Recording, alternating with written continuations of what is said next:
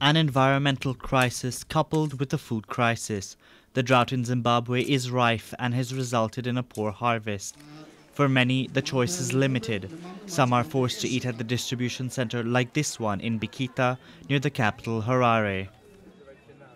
The situation is so serious that we cannot say at this moment that we have 100% coverage of all the people who are in need. According to humanitarian organizations, 1.6 million people need food aid this year. The harvest this year was not good, following on from last year's dry season that destroyed a third of the corn plantations. The shortage of corn flour, a staple for Zimbabweans, has led to the explosion in the market price of the commodity. It has become too expensive for certain families who can no longer afford it.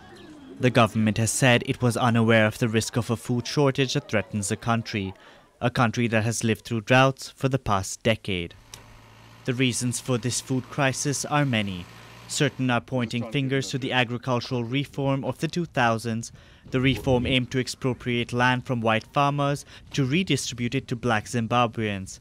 Experts believe that this has led to a $12 billion loss and has forced the country to import its cereals.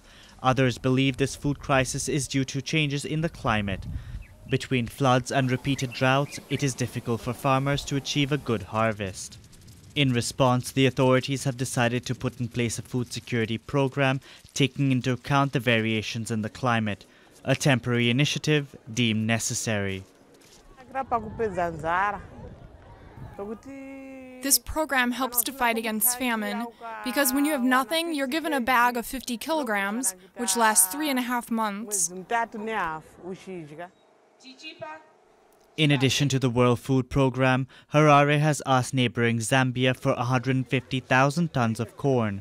A consequence of food insecurity, migration.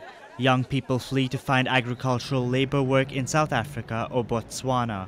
A difficult situation for Zimbabwe, once famous for being the breadbasket of southern Africa.